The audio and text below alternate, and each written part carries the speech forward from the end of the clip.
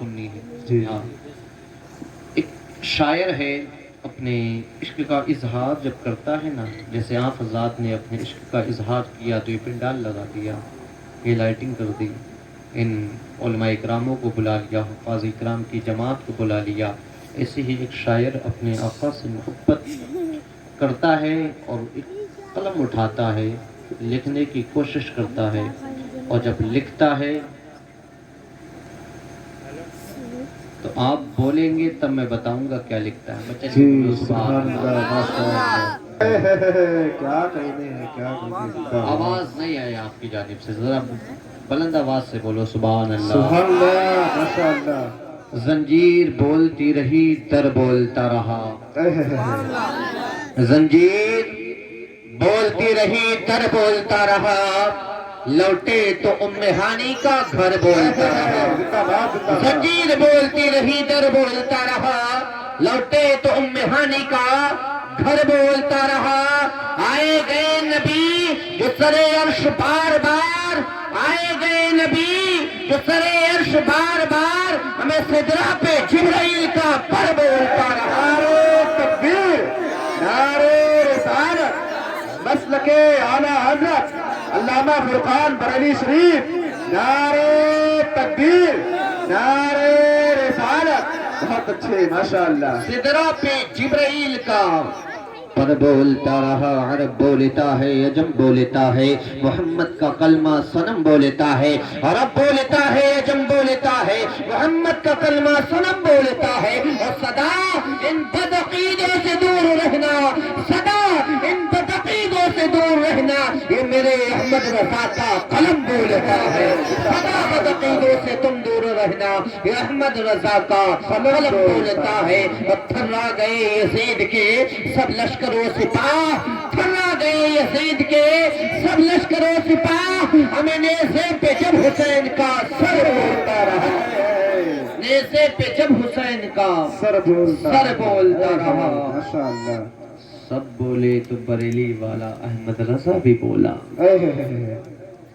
اعلیٰ حضرت کو جانتے ہیں جی بے شک بے شک جی ہاں وہی اعلیٰ حضرت عظیم البرکت مجددین و ملت کنز الکرامت آیت من آیت اللہ معجزت من معجزت رسول اللہ اچھے رضا پیارے رضا ہماری آن ہماری شان مسلمیوں کی پہچان امام محمد رضا ماشاءاللہ ماشاءاللہ حضور کی بارگاہ میں لکھتے ہیں ان کی مہک نے دل کے گنچے کھلا دیے ماشاءاللہ پر تزمین کلام کلام رضا جلوت سے اپنی طیبہ جنت بنا دیے جلوت سے اپنی طیبہ جنت بنا دیے ہیں شوریدہ بستیوں کو گلشن بنا دیے ہیں جی ماشاءاللہ جلوت سے اپنی طیبہ جنت بنا دیے ہیں شوریدہ بستیوں کو گلشن بنا دیے ہیں توحید سے ہمارے دل جگمگا دیے ہیں ان کی مہک نے دل کے گنجے کھلا دیے ہیں جس راہ چل دیے ہیں کوچے بسا دیے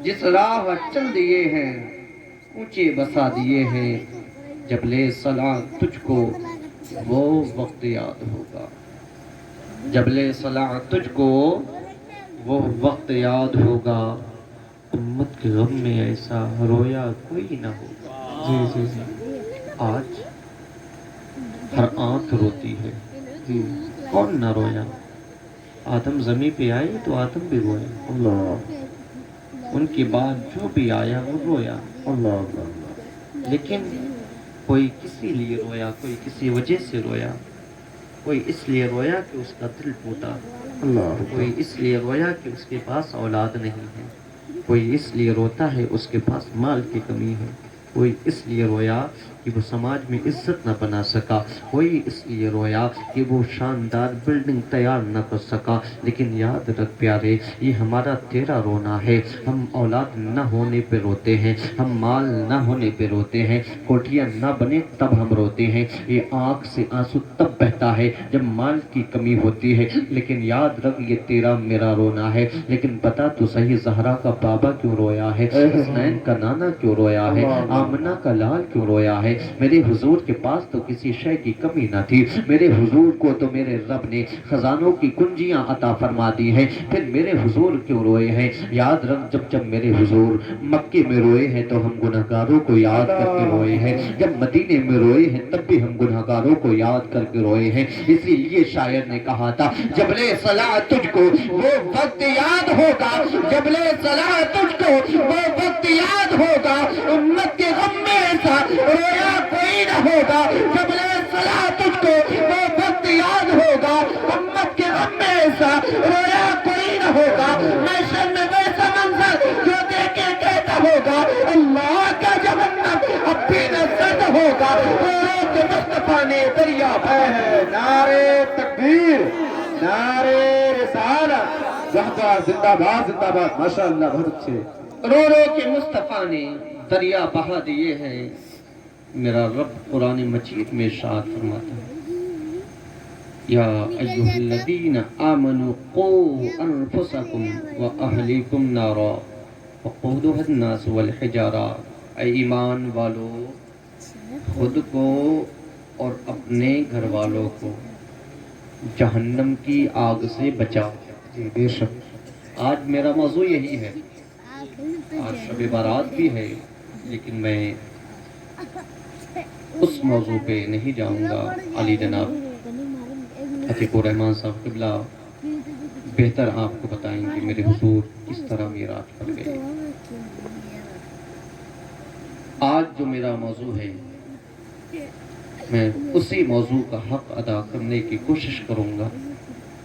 میرے رب نے قرآن میں ارشاد فرمایا، اے ایمان والو اپنے آپ کو اور اپنے گھر والوں کو جہنم کی آگ سے بچاؤ۔ جہنم کا ایندھن انسان ہے اور پتھر ہے۔ جی بے شک۔ کیا ہے جہنم کا ایندھن؟ انسان اور پتھر۔ انسان ہے اور پتھر ہے۔ اب فیصلہ کیسے کریں؟ خود کو کیسے بچانا ہے؟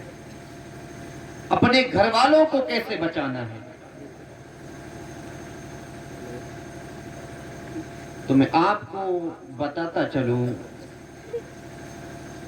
کہ آپ حضرات خود کو شریعت سے جوڑیں، شریعت کے قریب لائیں اور اپنے بچوں کی تربیت بھی اسی طرح کریں کہ وہ بچے جب بڑے ہوں تو ان کی جوانی نبی نبی بولے۔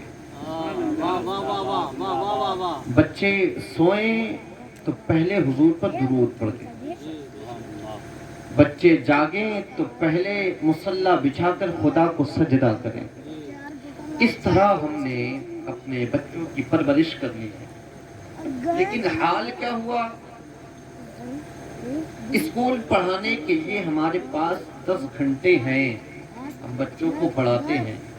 کوئی مولانا یہ نہیں کہتا اپنے بچوں کو دنیاوی تعلیم نہ دو، کوئی مولانا یہ نہیں کہتا آپ اپنے بچوں کو اسکول نہ بھیجو، آپ اپنے بچوں کو بھیجو اسکول، اسکول بھی پڑھاؤ، ضروری ہے، کیونکہ یہ جو دور ہے اور آنے والا جو زمانہ ہے اس میں لاٹھی اور تلوار نہیں چلنے والی، اس میں قلم کی طاقت چلے گی، اور جس کے پاس قلم کی طاقت ہوگی وہی بندہ کامیاب ہے۔ ورنہ یاد رکھو، جس طرح آج دنیا والے تمہیں تباہ و برباد کرنے کی کوشش کر رہے ہیں، نیست و نابود کرنے کی کوششیں کر رہے ہیں، اس سے کہیں زیادہ آنے والے زمانے میں تمہارے سامنے تلواریں لٹکی ہوں گی۔ ان تلواروں کا مقابلہ اگر تمہیں تمہارے بچوں کو کرنا پڑے گا، اور اگر تم اپنے بچوں کو ان تلواروں سے بچانا چاہتے ہو، ان فتنوں سے بچانا چاہتے ہو، سب سے بہتر طریقہ یہ ہے کہ تم خود بھی آ جاؤ، اپنے بچوں کا ہاتھ پکڑ کے لے آؤ، تم سب لوگ حضور کے قدموں میں آ جاؤ، اور جب تم حضور کے قدموں میں آ جاؤ گے، رب تمہارے قدموں میں رب کائنات دنیا کی عزتوں کے تاج عطا فرمائے۔ ماشاءاللہ۔ ہاں، جتنے دنیا میں عزتی تاج کہلائے جاتے ہیں، یہ تاج عزت والا ہے، وہ تاج عزت، وہ تاج، یہ سب تمہارے قدموں، لیکن ضروری یہ ہے کہ تم خود کو بھی حضور کی چوکھٹ سے جوڑو، اپنے بچوں کو بھی حضور کی چوکھٹ پہ لے کے آؤ۔ اور آج ہمارے اپنے گھروں سے صرف اور صرف گانے کی آواز آتی ہے۔ ہمارے اپنے بچے کے جو کان میں ایئر فون لگی رہتی ہے، اس میں گانے کے علاوہ کوئی اور چیز نہیں بجتی۔ ہماری صبح گناہوں میں، شام گناہوں میں، دن گناہوں میں، رات گناہوں میں۔ ہم کہتے کیا ہیں؟ حضور کے عاشق ہیں، بڑے دھڑلے سے نعرہ لگاتے، صاحب غوث کا دامن نہیں چھوڑیں گے، خواجہ کا دامن نہیں چھوڑیں گے، اللہ والوں کا دامن نہیں چھوڑیں گے۔ بتاؤ تو صحیح، پکڑا کب ہے؟ کب پکڑا ہے ہم نے؟ آج 700 کلومیٹر کا سفر کر کے بندہ اجمیر چلا جاتا ہے، یہاں سے تو اور بھی لمبا ہو، اجمیر چلا جاتا ہے۔ کیوں؟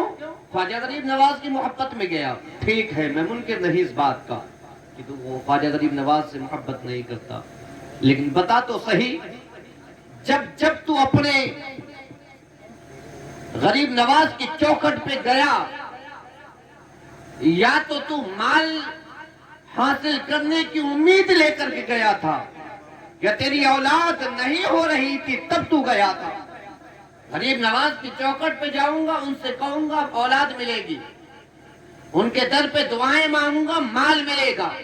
جو کام آج تک نہ بنا، غریب نواز کی چوکھٹ پہ جا کر کے دعائیں مانگوں گا تو ان کے در کے برکت سے جو ہے میرے کام رکے ہوئے بن جائیں گے۔ لیکن مجھے بتا تو صحیح، تو جب بچے کی خواہش کے اعتبار سے گیا تھا تب بھی تو اپنے مطلب سے گیا تھا، تیرے پاس مال کی کمی تھی، پھر تو خواجہ غریب نواز کی چوکھٹ پہ گیا، پھر بھی اپنے مطلب سے گیا تھا۔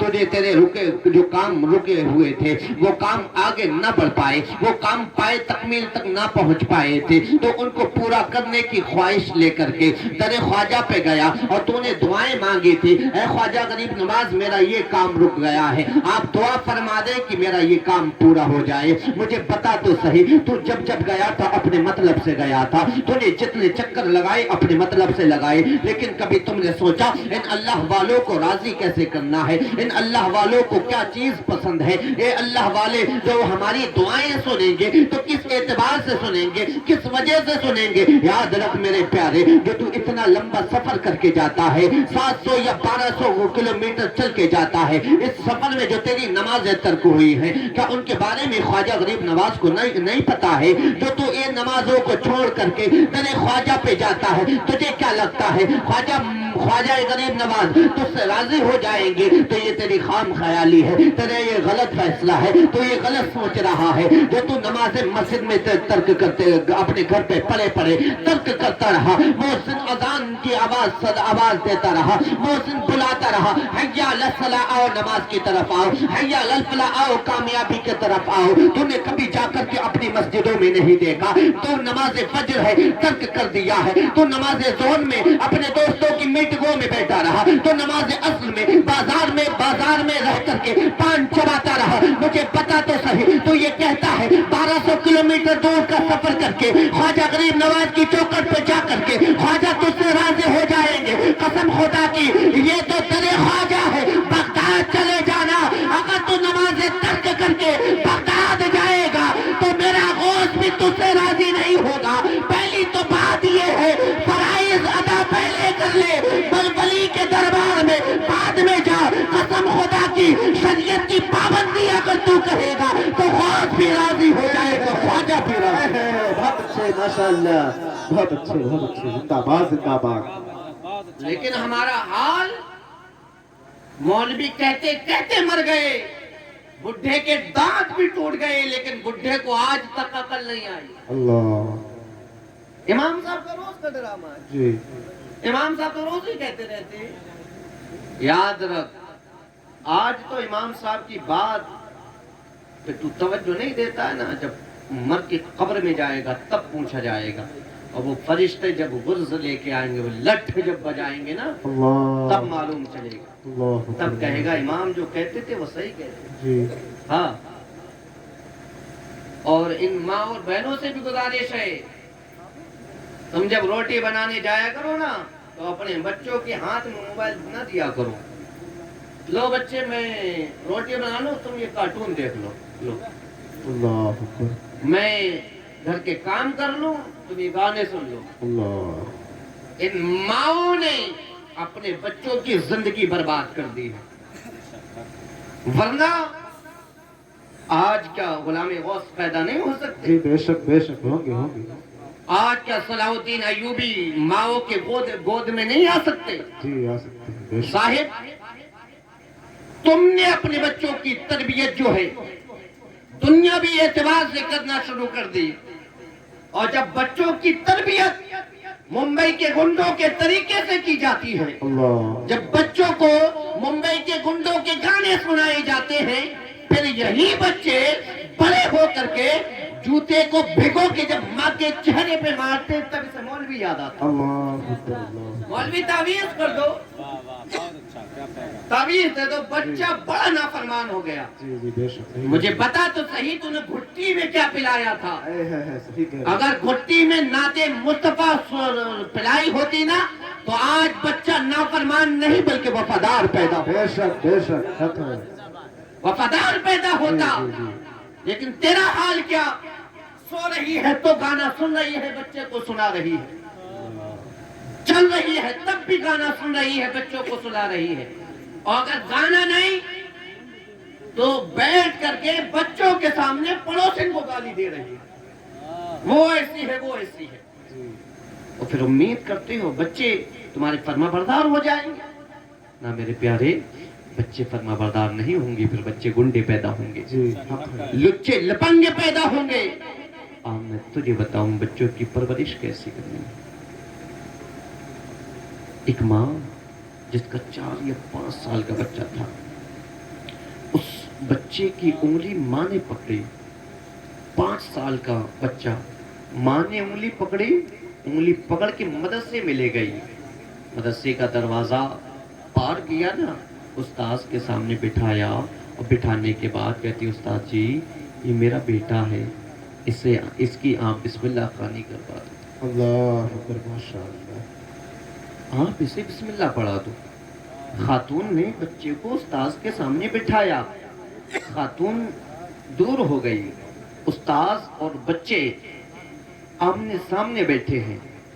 استاذ نے کہا بچے پڑھ بسم اللہ الرحمن الرحیم، بچے نے پڑھا بسم اللہ الرحمن الرحیم، استاذ خاموش ہو گئے، لیکن قسم خدا کی بچہ خاموش نہ ہوا، بچے نے بسم اللہ پڑھی، بسم اللہ کے بعد پوری سورہ فاتحہ پڑھ ڈالی، اور جب سورہ فاتحہ پڑھی ہے اس کے بعد بھی بچہ رکا نہیں، پھر اس نے پہلا پارہ شروع کیا ہے، اور جب پہلا پارہ شروع کرنے کے بعد وہ مکمل ہوا دوسرا شروع کیا، اور جب دوسرا مکمل ہوا تو تیسرا شروع کیا، تیسرے کی ابتدا ہوئی تھی مکمل ہوا چوتھا شروع کیا، اور چوتھا جب مکمل ہوا 5ویں کی ابتدا کرتی تھی، اور جب 5واں پورا ہوا ہے بچے نے چھٹا پارہ پڑھنا شروع کیا، چھٹا پورا ہوا 7واں بچہ پڑھنا شروع کر دیا، 8ویں کی ابتدا کر دے، 8واں مکمل ہوا ہے بچے نے 9واں پڑھنا شروع کر دیا، اور جب 9واں مکمل ہوا ہے بچے نے 10واں پارہ پڑھنا شروع کر دیا، اور جب 10 مکمل ہوئے بچے نے 11واں شروع کر دیا۔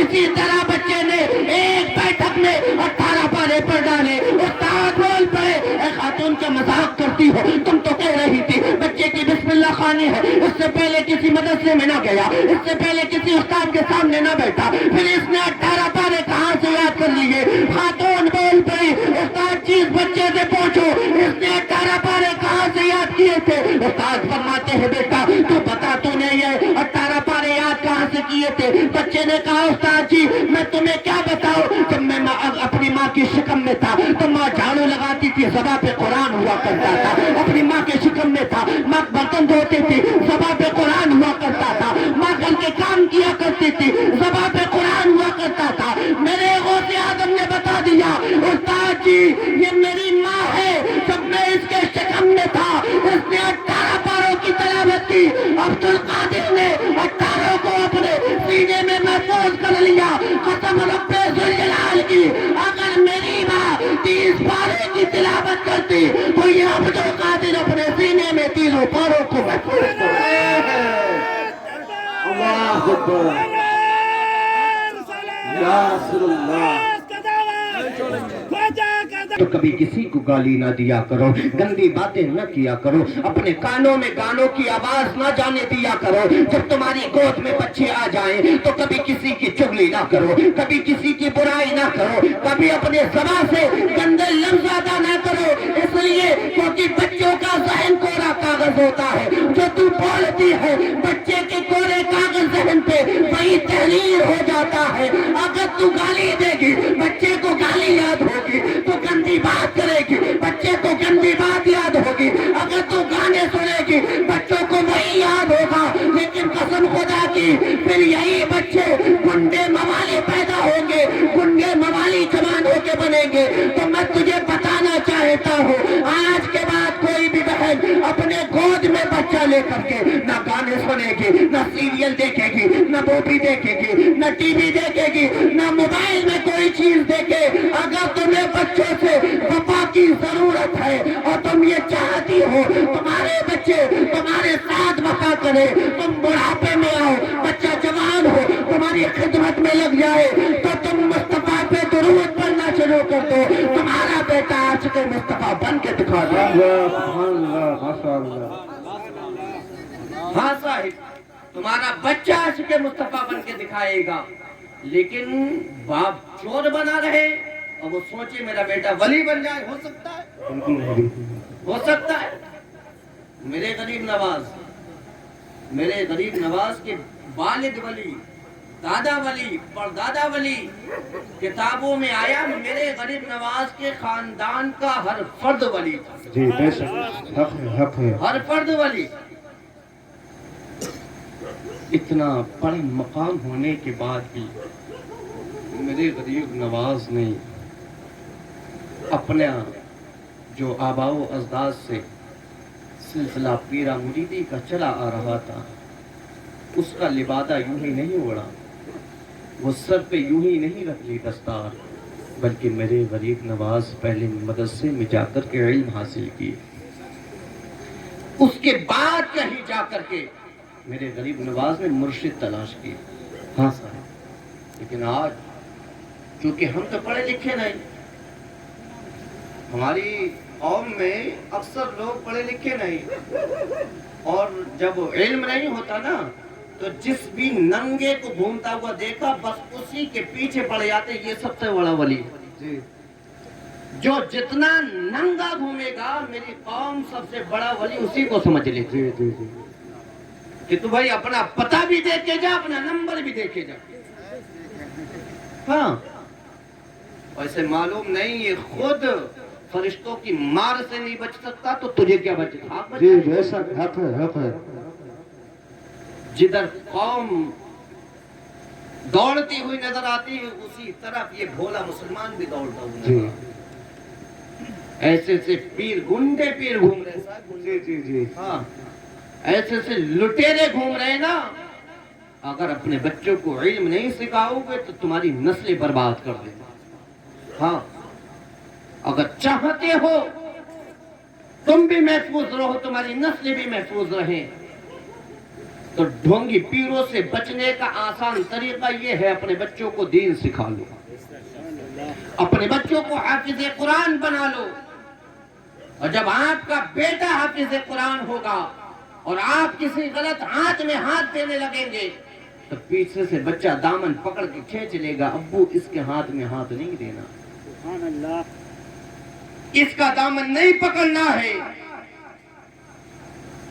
اگر واقعی میں آپ نے ہاتھ میں ہاتھ دینا ہے تو ایسے پیر کے ہاتھ میں ہاتھ دو جو شریعت کا پابند ہو، جس کے ہاتھ میں ہم اپنا ہاتھ دیں تو وہ ہمارا ہاتھ پکڑ کے مصطفیٰ کی چوکھٹ تک پہنچا دے، بے شک، حق ہے، حق حضور ہے۔ کی چوکھٹ تک پہنچا دے۔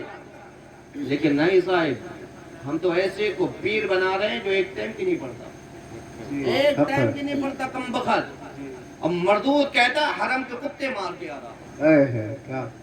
ہمارا بولا مسلمان بھی کہتا ہاں پیر صاحب نے مارا ہوگا، پیر صاحب نے مارا ہوگا۔ ابھی میں ایک دن اپنی ہی مسجد میں جمعے کے دن یہ لڑوا لگا رہا پیر کا، تو میں پیر کی شان و عظمت بتا رہا تھا اور جو لٹیرے پیر ہیں ان کی حقیقت بتا رہا تھا۔ جب جمعہ پڑھ کے اپنے روم میں جیسے ہی آیا ویسے ایک صاحب آ گئے بلانے، چلو حضرت مہمان آئے ہیں، دن تاریخ رکھنا ہے، آپ چلیں۔ میں پہنچا جب نا تو ایک بہت پیرے مغا بن کے بیٹھے، جتنے پینٹ شرٹ والے تھے وہ تو میرے پیچھے جمعہ پڑے، اور یہ پیرے مغا بڑے اطمینان و سکون سے بیٹھے تھے۔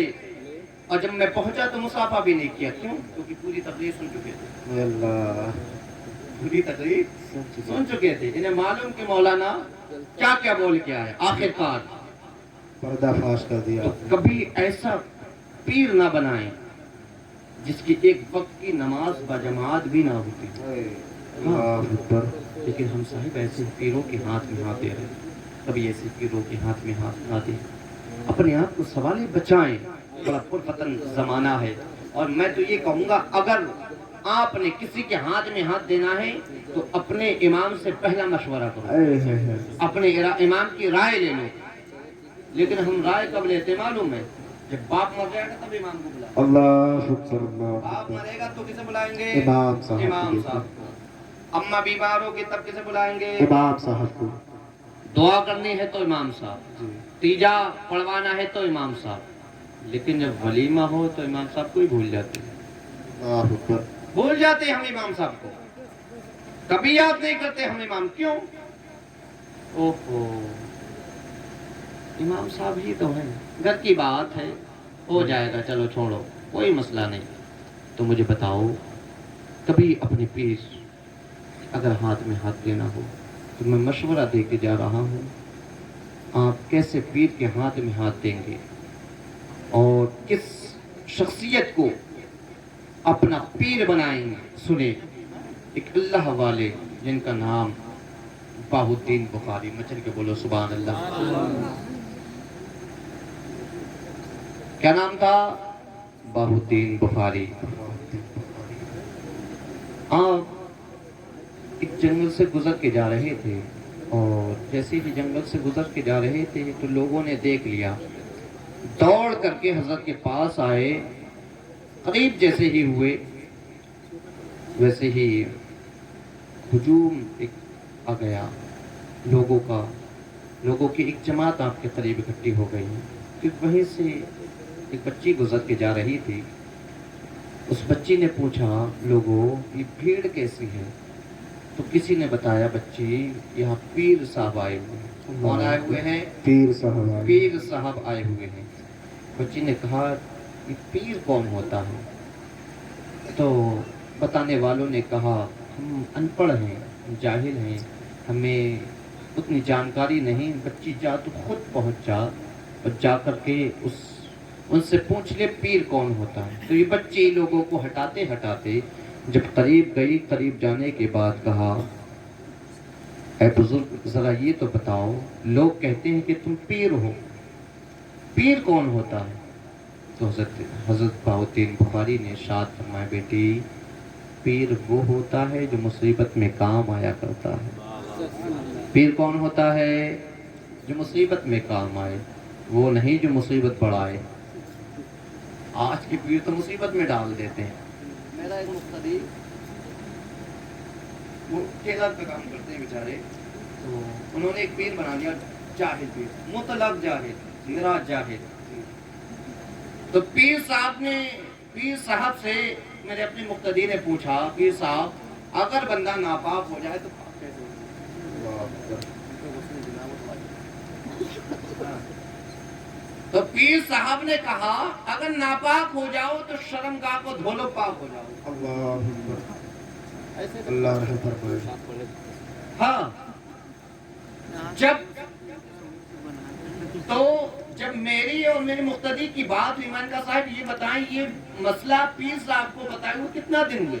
بولے تقریباً 5-6 مہینے ہو گئے۔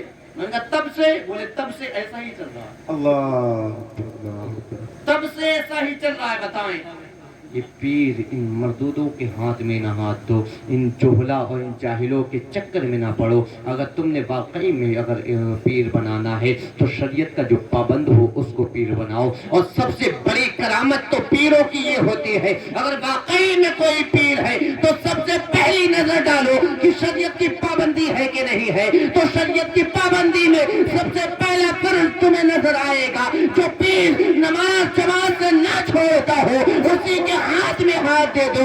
جو خدا کا حق ادا کرتا ہوگا وہ تیرا بھی حق ادا کرتا ہوگا. بے شک بے شک. ہاں صاحب، کبھی جاہلوں کو پیر نہ بناؤ ورنہ برباد کر دیں گے یہ لوگ، کیونکہ ان کی نظر تمہارے دل پہ نہیں ہوتی، ان کی نظر تمہاری جیب پہ ہوتی ہے.